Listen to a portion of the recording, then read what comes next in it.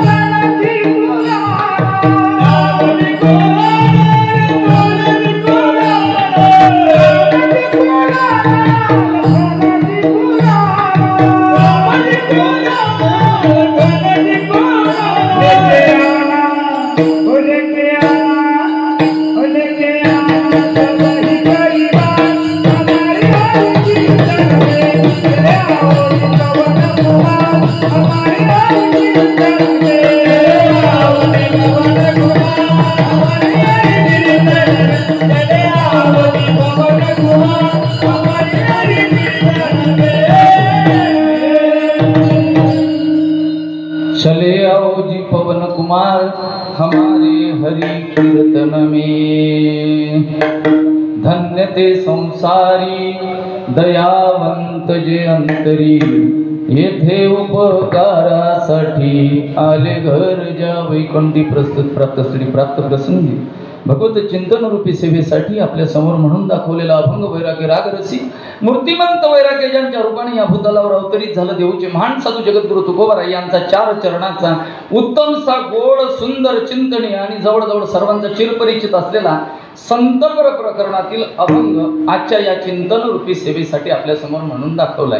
प्रत्यक्ष चिंतनाकडे वळण्याच्या पूर्वी अल्पसा परिहार देणं माझं आद्य कर्तव्य।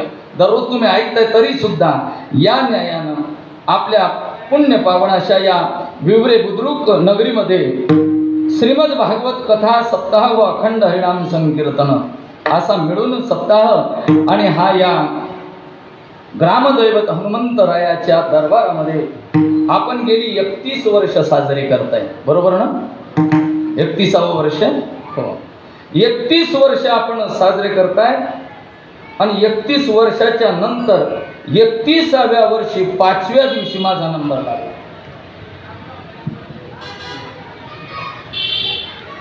भाग्य आहे माझं ते की त्या भाग्याच्या जोरानं मी इथं कीर्तन सेवा करण्यासाठी आलो। आजचा 5वा दिवस अर्थात 5वा दिवस आणि या 5व्या दिवसाची कीर्तनाची सेवा आपल्या आयोजक नियोजक सर्व मंडळीकडून माझ्यासारख्या कमी उंचीच्या कीर्तनकाराकडे आली। माझं महत्त्वाचं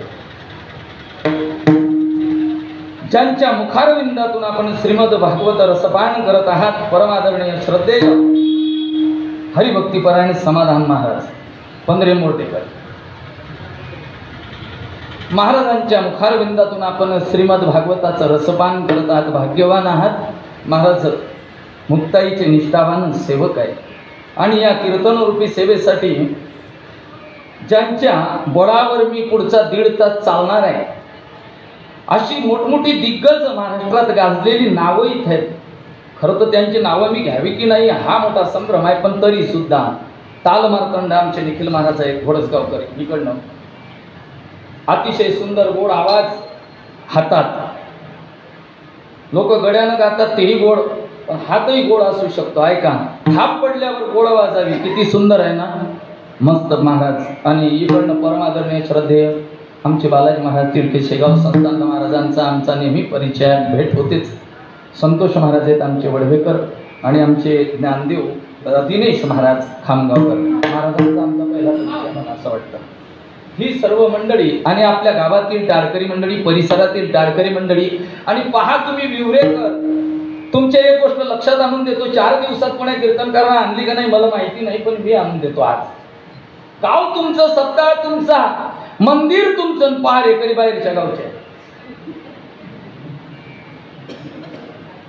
आहे ना, बाहेरच्या गावचे आहे ना पहारेकरी, रक्षण करते बाहेरच्या गावचे. म्हणजे सांगा तुम्ही किती उदासीन आहे, असं म्हटलं तरी हरकत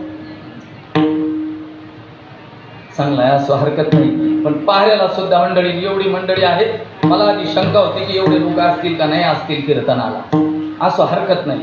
प्रत्यक्ष चिंतनाकडे जाऊ. या संपूर्ण आयोजक नियोजक मंडळीचे आभार आताच मानून टाकतो, कीर्तनासाठी बोलवलं म्हणून.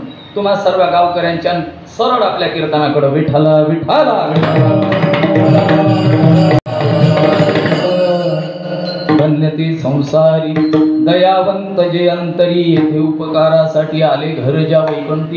पूर्ण अभंग 4 चरण पाहिले तर 4 चरणाच्या संपूर्ण अभंगामध्ये तुम्ही पाहायला गेलात तर तुमच्या लक्षात येईल कुठं संत असा शब्द नाही. मग तुम्ही म्हणाल हा अभंग कोणत्या अनुषंगाने संत प्रकरणात बसतो? ऐका, काही वर्णन जगद्गुरु तुकोबारायांनी केलं. काय केलं? धन्यता दिली कोणाला? संसारिकाला. काही प्रश्न असतील माझे पुढे, त्याची पटापट तुम्ही उत्तर द्या, दिलीच पाहिजे असं काही गरजेचं नाही तर नाही, कारण तुम्हाला सर्वच प्रश्नांची उत्तर आली असतील, मला कशाला बोलवलं असतं, बरोबर आहे? तेवढ्यासाठीच मी इथवर आलो. ऐका, धन्यता दिली संसारिकाला. धन्य ते संसारी. कोणते संसारी धन्य? ज्यांच्या अंतःकरणात दया आहे. ज्या संसारिकाच्या अंतःकरणात दया आहे ते संसारिक धन्य. धन्य ते संसारी दयावंत जे अंतरी. येथे उपकारासाठी. कशासाठी आले ते? येथे म्हणजे कुठे? आपल्या हनुमान मंदिरात? नाही, या भूतलावर जन्माला आले. येथे उपकारासाठी. काय करण्यासाठी आले? उपकार करण्यासाठी. ते संसारिक धन्य. ज्यांचं घर वैकुंठात आहे ते संसारिक धन्य. जे अजिबात खोटं बोलत नाही, देहाच्या ठिकाणी ज्यांचं औदासीन्य आहे, लटिके वचन नाही, देही उदासीन. या चरणामध्ये थोडासा घोड आहे. लटिके वचन नाही, देही उदासीन. फक्त यमक जोडण्यासाठी, शब्द प्रामाण्य बरोबर राहण्यासाठी नाही शब्द तिकडे गेला, पण तो नाही जर तिकडे ठेवला तर अर्थ बदलून जाईल, म्हणून तो आधी वापरून घ्यावा. सांगत असताना, गायन करत असताना तो जसा आहे तसाच म्हणावा. लटिके वचन नाही, अजिबात खोटं बोलणं नाही. आणि कसं? देहाच्या ठिकाणी औदासीन्य, हा देहाच्या ठिकाणी उदासीनता आहे, असे संसारिक धन्य. शेवटच्या चरणामध्ये जगद्गुरु तुकोबाराय सांगतात, मधुरावानी ओठी. मधुर म्हणजे कशी? मधुर म्हणजे गोड गोड, बरोबर ना शिव? वाणी गोड, मधुर, ओठावर सतत. आणि वाव. वाव म्हणजे काय? पोकळी, जागा. कुठं? ओठात. सविस्तर आपण विस्तारण पाहणार आहोत. 4 चरणाचा धावता भावार्थ तुमच्या समोर ठेवला. अभंगाचं चिंतन जगद्गुरु तुकोबारायाच्या दृष्टीनं मी मांडणार आहे तसंच असेल असं अजिबात नाही. जगद्गुरु तुकोबारायाचा दृष्टिकोन, ते जगद्गुरु होते आणि सामान्य नाही, अवतारी संत होते. विठ्ठला विठ्ठला विठ्ठला.